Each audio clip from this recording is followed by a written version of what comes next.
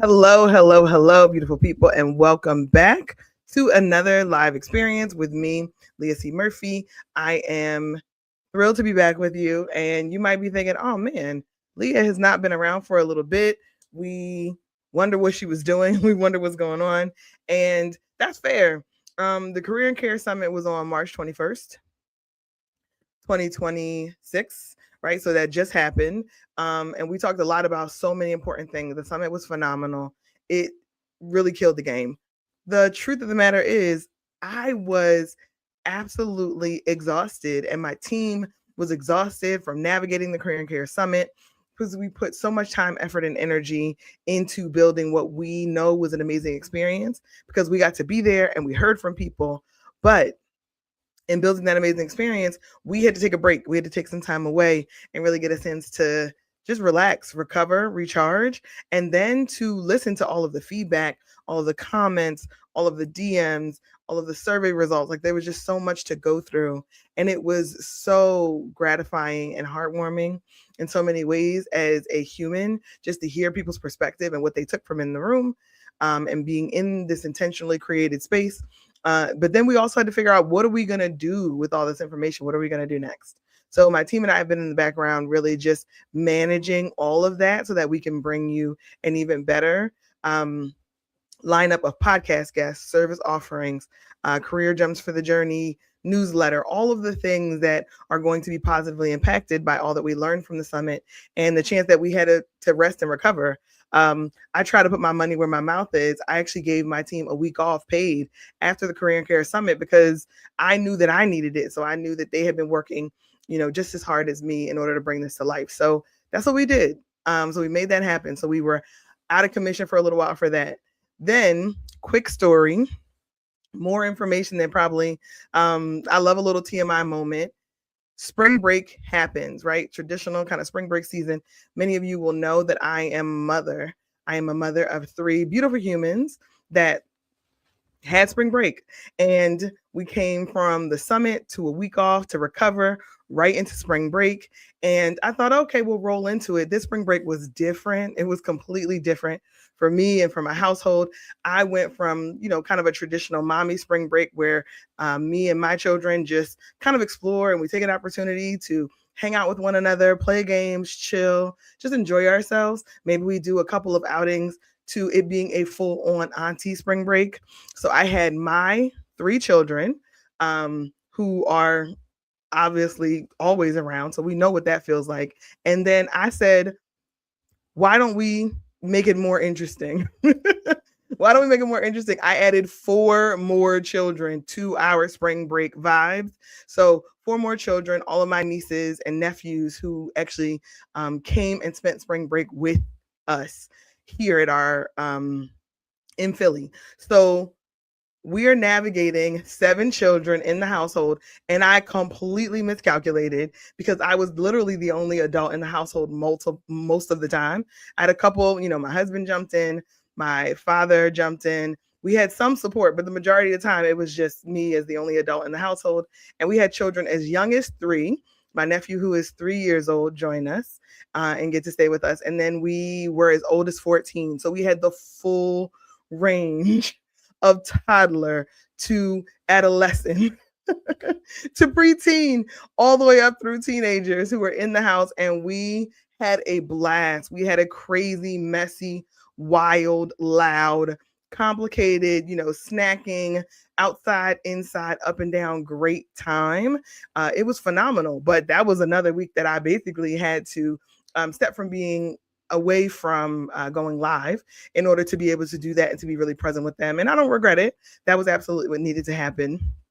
And then after that, I needed another week to recover from spring break. So, we were on this kind of roller coaster of lots of really great, exciting things happening, peaking, right? Like top amounts of energy, effort, brain space, and then recovering from that, and then adding something new onto the list of what we did, and then coming back to recover from that. So I try to practice what I preach, and I try to encourage you all to make time for yourself, to make sure that you rest, to make sure that you can be present in areas of your life that are not work related. And I am also doing that same thing, trying to practice what I preach. So that's why I've been away for a little bit. And now we're going to jump back in because there's so much to talk about. Ooh, there's so much to talk about in the realm of career, and we're going to just take small bites so that we can get through it all together. I try not to contribute to being the noisiest part of how we receive new information because I don't want to be a part of the noise. I want this time that we have together to feel rich, to feel valuable, to feel absolutely useful. So I am excited to talk about this topic really because there was a lot of trepidation and a lot of questions that folks are asking at the Career and Care Summit and in our DMs about, what's your thoughts, Leah? What are your thoughts, Career Gems for the Journey, about how do we navigate using artificial intelligence? What impact does it have on my career? How can I use it to, build a portfolio or a resume or a LinkedIn profile? But then how can I take it a little bit deeper and actually use it to make my life easier? And then what does that mean? Does that mean I'm not a subject matter expert anymore if I'm using artificial intelligence at work? Right? Some really necessary questions that I think needed to be asked. So we're going to just step through those. We're going to be as honest and candid as we possibly can be because that's why you're here. That's what you come for, to have the expertise, but also to have the honesty and the transparency as someone who is also navigating professional life with you and supports a ton of other professionals. So if you're here with me, please do drop your comments, drop your city in the chat, drop the name of the city that you are located in. We have a lot of new followers who have recently started to engage with us on YouTube and LinkedIn and social media coming off of the Career Summit. And I am thrilled about that. So I know that there's some OGs that have been with us for a while, original gems that have been riding with us. So welcome back for those of you who have, been waiting like, okay, well, Leah, I know she's going to come back. Where's she at? And then welcome if this is your first time joining us. So I am looking forward to this conversation around avoiding becoming obsolete and this perception of becoming obsolete while using AI at work. So I'm going to just get right into it now that we have this opportunity, because this is a LinkedIn Live series, and we're going to be talking about adopting and leveraging AI and how it navigates for us in our career. Because AI isn't really going to replace us, but it will make some jobs obsolete. And you know this already. So maybe your stomach churned or your eyes rolled. And I get that, right? As we started talking about this topic, I want to help us move from knowing to doing, right? Big and small companies are still making it clear that decisions around how AI will play into business plans and to broader strategies those decisions are not final yet, right? So you still have time to upskill. I don't want you to take anything else away from this more than that. You still have time to upskill. As someone who leads a professional development organization, I am confident to say you're not too late. We help talented professionals build thriving careers, and artificial intelligence will be a part of that. So according to the Wall Street Journal, I don't know if I'm saying this right. Fiji Simo, OpenAI's top product executive, told employees last month that Anthropic, who is the parent company of Claude, really pushed out a new product and should be a wake-up call to everybody who's at OpenAI, which is the parent company to ChatGPT, because they need to put out products that are tailored to work. So much of Sam Altman's vision as the CEO, former CEO, really has not been executed. They rolled back Sora, their next generation app, and their video app, and they have put a pause on adult mode, which was supposed to be set up for erotic conversations to happen on ChatGPT. These are the words directly from the Wall Street Journal.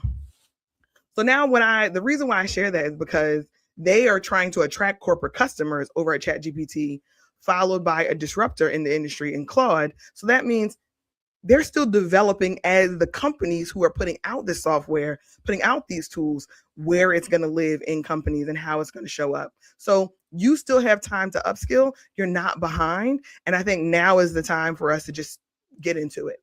So artificial intelligence is everywhere right now, only because there's a lot of talk of it. There aren't a lot of people who are learning to use it and then taking the next step to really be able to master it. And a lot of people are saying it feels like work is going to be easier or jobs are going to be eliminated. And I think that artificial intelligence is going to change expectations before it actually changes your job itself. There's going to be expectations about faster turnaround, more emails, more communication, and less room for mistakes because there's this co-partner, this co-working element, and that means that we're going to see changes. Recent AI data usage is really telling us that maybe 30% of employees are consistently using artificial intelligence at work. And yet, most people who are using that don't necessarily feel more efficient. There's more work to do, but that doesn't mean that they're getting their plate cleared and they have all this additional capacity. So, I was talking to a professional recently, someone that we get to work with. She's successful, experienced, smart, right? A bright individual, very capable. And she said something that really stuck with me. She helped me to understand that I feel like I am doing more, but somehow my plate is not getting clear, right? My plate is still just as full. And I think that's the shift in expectations that artificial intelligence has already started in the workplace before it's optimized and to do, set anyone up to be successful at work. And based on your comments, a lot of you may have felt that I am attempting to learn this thing and I'm being told that it's going to have this huge impact on the way that I work, but we haven't shifted yet. So lots of big companies are focused on AI replacing work that has historically been done by people, right? They want AI to take on workloads of people, but they're still figuring out that implementation, where they invest, what programs they use, what licenses should they adopt. And ultimately, this is an opportunity for you to seek out and really contribute to conversations about artificial intelligence. But you can only do that from an upskilled level. If you're already taking advantage of the opportunity, you can now really become someone who is deeper and richer in the subject matter. So today we're going to break down what's actually happening with artificial intelligence in some workplaces. And that's going to continue to evolve, right? We're going to move away from the headlines and talk more about the reality of what we're seeing through our clients' experiences. So by the time we're done this series, you should have a clear understanding that AI isn't replacing your job per se. It is changing and evolving the workplaces, and there's ways to be able to stay relevant by leveraging AI so that your obsolescence or you're not becoming obsolete. You're not watching this slow transition happen to you. So there's a couple folks that are, really, really early adopters and have navigated this space seamlessly. And there's some folks who haven't done it yet and are still kind of waiting to see where they land. And that's fair, right? The majority of folks are using AI in a anecdotal way, sometimes at home, sometimes for their personal life, sometimes at work. So people may be using AI, but they're not using it strategically yet. And that talks about security controls, that talks about data privacy. There's a lot of reasons why people haven't fully bought in to using artificial intelligence in the workplace. So it's not going to be able to eliminate jobs at the rate people expected, not across the board. And I think not to the level of fear, but the shift is happening really like at this task level. And that can be driven by repetitive tasks that we may have navigated before. We're talking about, creating spreadsheets, talking about creating decks and PowerPoint presentations. We're talking about maybe what took us 2 hours of reporting and data collection and, analysis to be able to generate something that might be now 15 or 20 minutes with this co-working mode of artificial intelligence in the workplace. So we know that there's an evolution that's happening, but the job didn't disappear. The expectations of the role, how the role is deemed, and the expectations and the importance of what work is being done have shifted. They've changed, they've increased. So now instead of this one report, maybe you're doing a report and maybe you're doing a readout and maybe you're, working with cross-functional partners. So lots of element of your job might be the same, but the way you receive data and information will be different, and the way you communicate data and information will be different. So there's lots of examples of this that we're already seeing happening in marketing. We're seeing, new sales reporting. We're seeing different work in the administrator level. We're seeing different email and workflow combinations that are coming out. So I think we're beginning to see what automation opportunities are possible in the workplace, but it's not broad yet. So you still have time to upskill.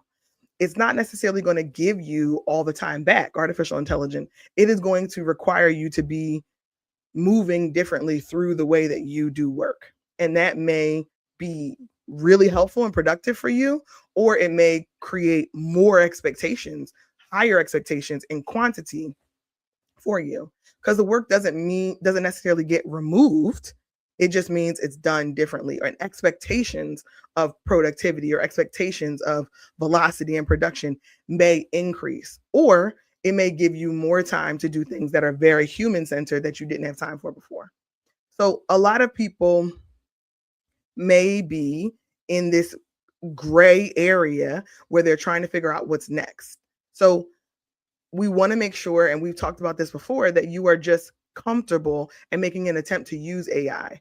But now we want to move past that because so many people have access to AI tools at work now.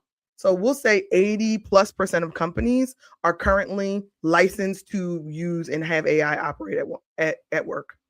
But only a small percentage are really seeing meaningful results, despite the number of restructures and layoff that we're seeing. And that's because they didn't change the way they work, or they didn't really prepare the systems and the data to be able to operate alongside artificial intelligence. They added artificial intelligence, but they kept the same habits. They kept the same reactive approach, very task-based, potentially inefficient, system not talking to one another. The right hand still doesn't know what the left hand is doing in a lot of organizations, and dropping artificial intelligence in the middle of that doesn't change anything. It just means you have more noise potentially, and there's a risk of just worse information getting shared. So here's the part where I see the biggest opportunity. AI is not going to reduce the work that you're doing per se. It may increase it, right, in the short term.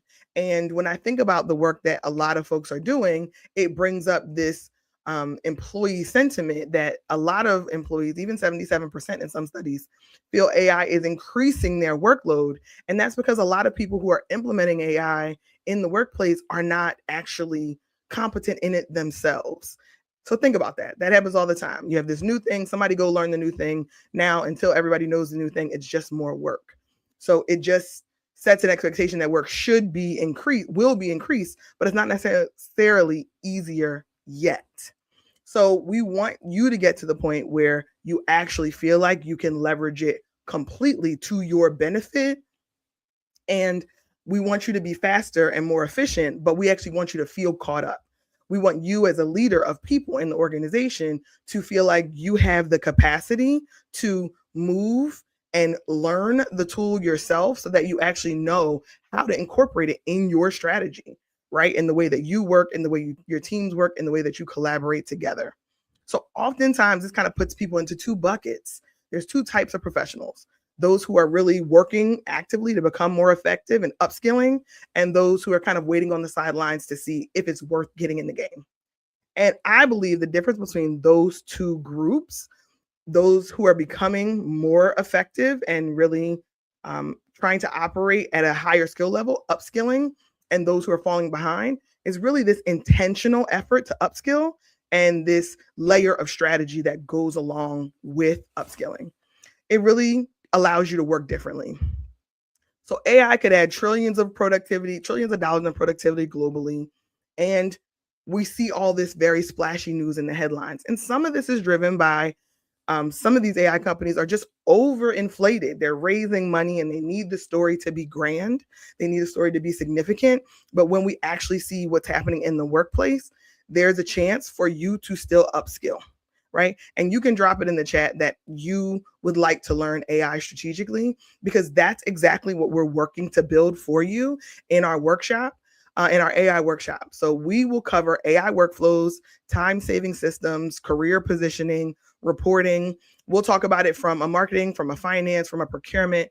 We will help you to navigate it from your specific discipline. And we are going to bring more of that to the forefront through this AI workshop. You can head over to our website at gemsforthejourney.org. And then in our drop down bar, click AI workshop, and then you can sign up for the opportunity to join that workshop that's going to launch in June. So we want to quiet down the noise and all of the angst and really give you some substantive tools to be able to support the way that you will work in the future, to use human capacity, human brilliance, human subject matter expertise alongside artificial intelligence and the efficiencies that come along with it. That only happens when we bring the two areas together in a really thoughtful way. So if this is something that is interesting to you, or this resonated at all, please do share this with someone else that you think could benefit from the information. The greatest compliment is that you share and you repost the lives that we do, or you comment on them on any of the platforms, LinkedIn and YouTube. And then in June, when we're ready to go fully live with the AI workshops, you will be first as someone that we tap to bring into that career development opportunity, where we really do see there being a significant upskilling, competency building that then you can take into your career wherever you choose to go, whatever organization that you choose to work in, and whatever capacity that you choose to give your skills and talents. We believe that the workshop that we're building will give you the right tools to feel confident navigating artificial intelligence in the workplace and avoid this noisy idea of becoming obsolete. So we want to help you build a thriving career, and that's why we're here, to partner with you in supporting, to do the work that we've been doing, but now to make sure that we incorporate artificial intelligence, because it's just of the time. It's just of the moment. So we're excited to be able to launch this very exciting, very intentional new offering. We talked about it live at the Career and Care Summit. We're talking about it live now here on our LinkedIn Live and our YouTube channels. So take advantage of the opportunity to be able to learn artificial intelligence in the workplace from a resource that you already know and trust, because you'll get a chance to be in the room with other professionals, ask the tough questions, ask the what you may feel are stupid questions, because we're going to be there to guide you through. This is a live experience and a multi-hour workshop where you will come out having really applied artificial intelligence and having some tangible skills every time you come out of the workshop with us. So we're excited. We appreciate you riding with us. We believe that human intelligence working alongside artificial intelligence is the way workplaces are going to go for the future. And we want to take that ride along with you. We want to be on that journey with you. And we want you to have the resources that you need to be able to do that well. So I appreciate you riding with us for this. For anybody who was with me at the Career and Care Summit, if you joined us, I am really curious. I am thinking, you see in the background my book. So Tara J. Frank, You Are Before the World, was our one of our featured speakers at the Career and Care Summit. I have her book right here for anybody who is watching us live. And we gave out copies of the book to everybody who came to the Career and Care Summit. So for everybody who joined us live, you got a copy of the book. We are thinking about starting a conversation, maybe a little bit of a book discussion, because we think that You Are Before the World is going to continue to be an amazing resource as folks navigate their current career journey and their life as a professional in this next phase, right? And over the next 2, 5, 10 years. So because we know that you have a copy of the book, and we know that Tara is a phenomenal author, teacher, we wanted to really just pulse and see if folks are interested in starting a book discussion. We don't have any structure for it yet. We haven't made any commitments. We just want to know, would you be interested in reading this book together and then having a discussion forum? So if that's you and you're interested, please do DM us, because we just want to know, are people interested? Because you guys already see, I've already read the book. Like, I've read it, and I think that there is so much that we can learn and take away from it.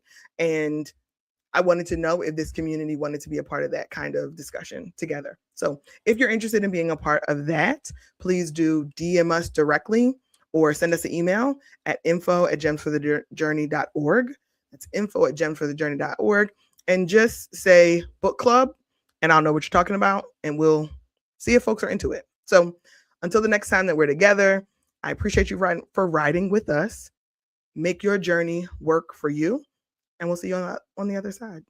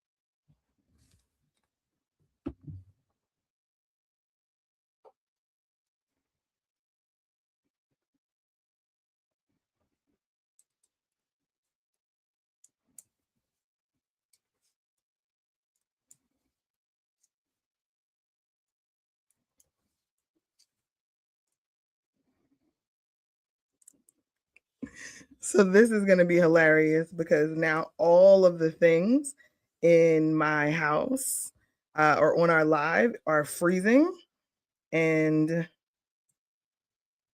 it won't allow me to end the stream. If you guys wanted to stay with me, you should have just said so. All you had to do was say so.